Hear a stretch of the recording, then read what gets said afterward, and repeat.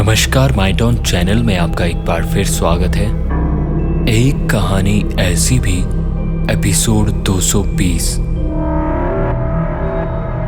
राजवाड़ों के शहर में एक प्रसिद्ध बावड़ी थी। 10वीं सदी की ये बावड़ी जितनी प्राचीन थी उतनी ही भव्य और खतरनाक भी थी। पुरातात्विक विभाग के संरक्षण में आने के कारण इसकी देखरेख अच्छे से हो रही थी। इसी वजह से आज भी ये अपने अस्तित्व को बचाए रखने में सफल थी। घूमने वालों के लिए सुबह 10 से शाम 5 बजे तक ये बावड़ी खुली रहती थी। 5 बजे के बाद किसी को भी इसके अंदर रुकने की इजाजत नहीं थी। यहाँ तक कि वहाँ के कर्मचारियों को भी अंदर जाने की इजाजत नहीं थी। कारण था उस बावड़ी के भूतिया और खूनी होने की प्रचलित कहानियां और मान्यताएं। इन्हीं कहानियों और मान्यताओं की वजह से लोगों की उत्सुकता हमेशा इस बावड़ी के लिए बनी रहती थी। कहते थे कि अगर कोई 5 बजे के बाद यहाँ रुकता तो अगले दिन तक के लिए जिंदा नहीं बचता था।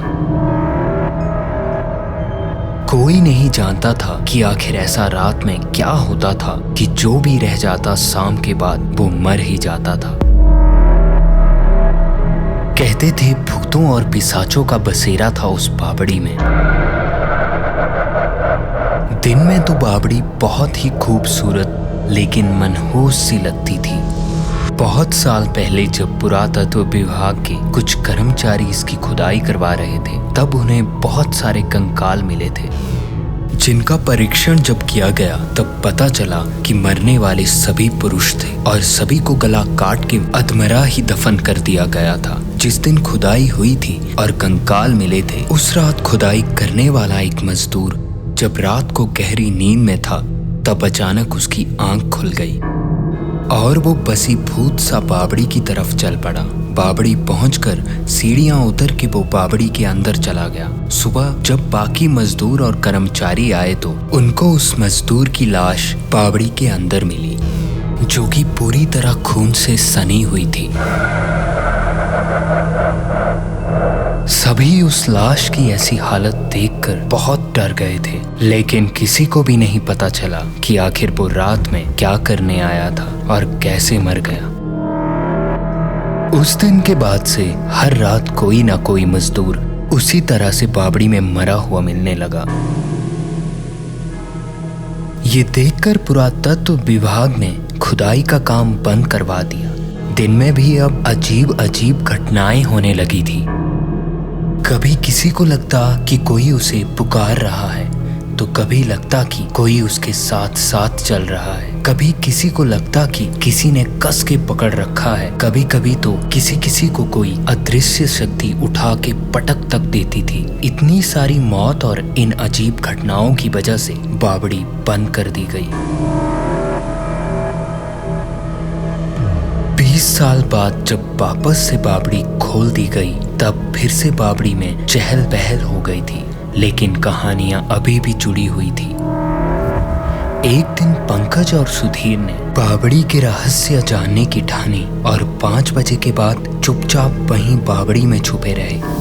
5 बजे जब सब लोग चले गए और बावड़ी में ताला लग गया तब पंकज और सुधीर चुपचाप निकलकर बावड़ी में खोजबीन करने लगे। धीरे धीरे अंधेरा घिरने लगा था और पूरी बावड़ी में काला अंधेरा छा गया था। पंकज ने फोन की टॉर्च जलाकर साथ लाई मोमबत्ती को जलाकर रोशनी कर दी। रात थोड़ी और गहरा गई थी। पंकज और सुधीर बावड़ी के तीसरे माले से उतरकर नीचे की तरफ बढ़ गए थे। नीचे पहुंचकर जब वो एक कमरे में पहुंचे कि अचानक से ही अजीब तरह की डरावनी और भयानक आवाजें आनी शुरू हो गई। हजारों चमगादड़ चारों तरफ उड़ने लगे। हवा तेज रफ्तार से चलते हुए सन्नाटे को चीरती हुई अचानक से एक तेज चीख के साथ ही बहुत सारे लोगों के रोने की आवाजें शुरू हो गई।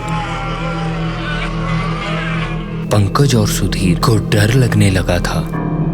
अचानक ही पंकज की पकड़ी हुई मोमबत्ती की लो बहुत तेज से फड़फड़ाने लगी और फिर ऐसा हुआ कि किसी ने जोर से फूंक मार कर बुझा दिया। अब पंकज और सुधीर बहुत ही घबरा गए थे। कि अचानक किसी ने सुधीर को पकड़कर हवा में उछाल दिया। तेज चीख के साथ सुधीर जमीन पर आ गिरा। जब तक पंकज उसे संभालता तब तक किसी ने उसे जकड़ लिया। अपने को किसी तरह छुड़ाते हुए पंकज ने खुद को संभाला और फिर सुधीर की तरफ बढ़ा, लेकिन तभी फिर से किसी ने पंकज को जोर से धक्का दिया और वो लड़खड़ाते हुए पीछे दीवार से टकराया। दीवार से टकराकर पंकज के सिर में खून बहने लगा।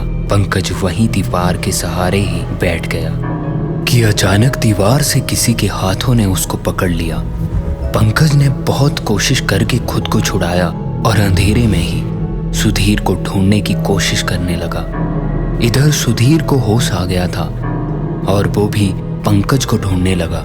सुधीर कुछ कदम आगे बढ़ा ही था कि उसके शरीर पर किसी ने बहुत गहरी खरोंच मारी। खरोंच ऐसी थी जैसे चाकू से किसी ने चीर दिया हो। सुधीर दर्द से कराह उठा।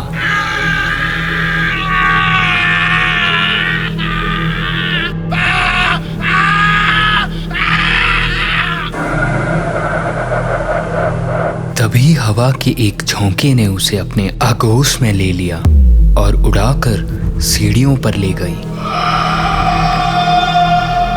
पंकज ने अपने आप को जैसे तैसे खींचकर बावड़ी से बाहर निकालने की कोशिश करी और सीढ़ियों तक आया।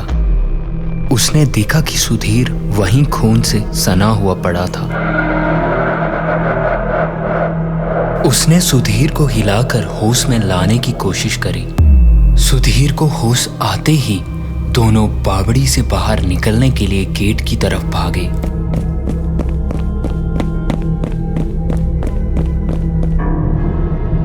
अभी थोड़ा आगे ही गए थे कि सामने उन्होंने देखा कि कई सारे आदमी खड़े थे। अंधेरे की वजह से चेहरे किसी के दिखाई नहीं दे रहे थे, लेकिन सबके सिर नीचे की तरफ झुके हुए थे। वो सब आदमी धीरे धीरे पंकज और सुधीर की तरफ बढ़ने लगे। तभी आसमान में एक जोरदार बिजली कड़की।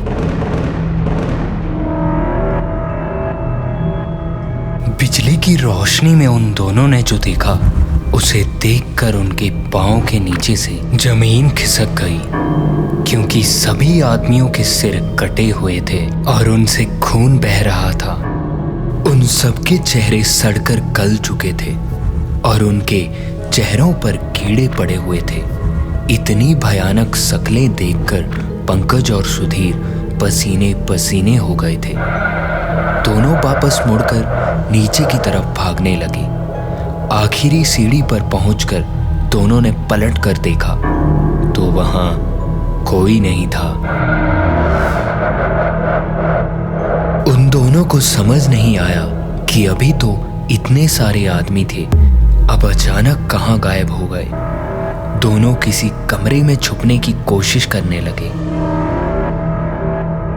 अचानक कमरे में वही सारे आदमी आ खड़े हुए। पंकज और सुधीर की तरफ बढ़ते हुए वो सब जोर जोर से रोने लगे। उन लोगों ने पंकज और सुधीर को हवा में उछाल दिया और अपने बड़े बड़े नाखूनों से उन्हें खरोंचने लगे।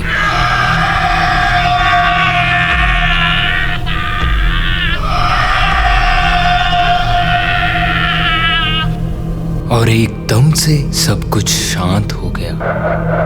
अब वो आदमी कमरे से गायब हो चुके थे। कमरे में सिर्फ पंकज और सुधीर अकेले पड़े हुए थे और उनका शरीर जगह जगह से कटा हुआ था। अचानक कमरे में फिर से सैकड़ों चमगादड़ चिल्लाते हुए आ गए और उन दोनों पर झपट पड़े।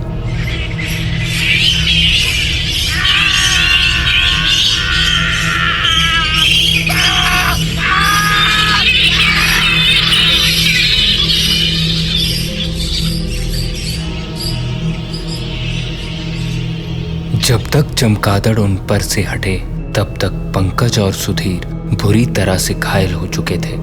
दोनों की आंखों से खून बहने लगा था और उनको कुछ नहीं दिख रहा था।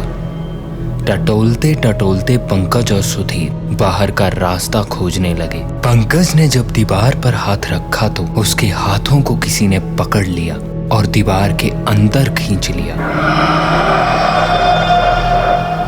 सुधीर को किसी ने पकड़कर छत की तरफ खींचा। अगली सुबह जब बावड़ी के कर्मचारी बावड़ी का दरवाजा खोलकर अंदर आए तो देखा कि सुधीर की सिर कटी लाश सीढ़ियों पर पड़ी थी और नीचे अंदर के कमरे में पंकज की लाश जिसका सिर दीवार के अंदर घुसा हुआ था।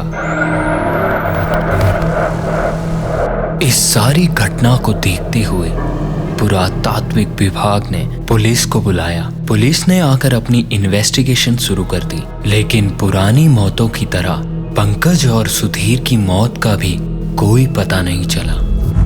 इसको देखते हुए पुरातात्विक विभाग ने बावड़ी को फिर से बंद कर दिया। और ये थी आज की एक कहानी ऐसी भी।